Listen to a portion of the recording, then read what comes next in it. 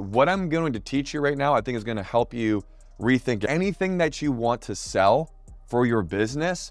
I'm going to share with you a brief story. I had the privilege of, at the end of 2023, I had a massive explosion with my personal brand.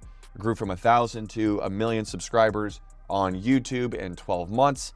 And it just totally opened up all these doors of influence for me that I never would have had otherwise, and lots of income too, financially. I finished that year and I realized, like, you know what? I need a coach in the area of finances and real estate. I just felt like I needed to connect with somebody who understood that world. Well, there was this guy named Ryan Pineda that I felt like I needed to get close to. He's a believer, he's in real estate. I made the decision, I got to get close to this guy. There was an event that they were putting on called WealthCon, and they had multiple types of tickets for this event. You can get a lower level ticket for a few $100, and then you can get a higher level ticket for about $10,000. I decided to go to the highest route possible and invest $10,000 to guarantee that I was going to get in the room with this guy and get in the room with other people. There was no sense of manipulation. It was a simple offer.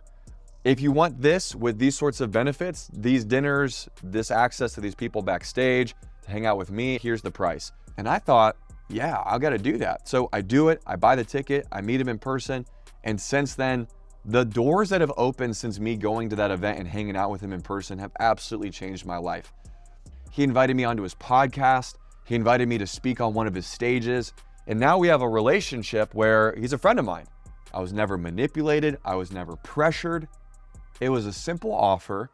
And the offer to me was more valuable than what was in my hand. And it reminds me of this verse, Proverbs chapter 11, verse 26. It says, "The people will curse him who withholds grain, but blessing will be on the head of him who sells it."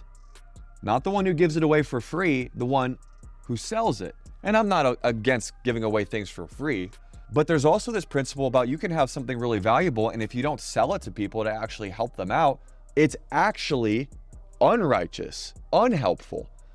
Is there a way for you to present an offer to people that's actually meaningful that you should sell? And the answer is yes, 100%. How do we actually position that?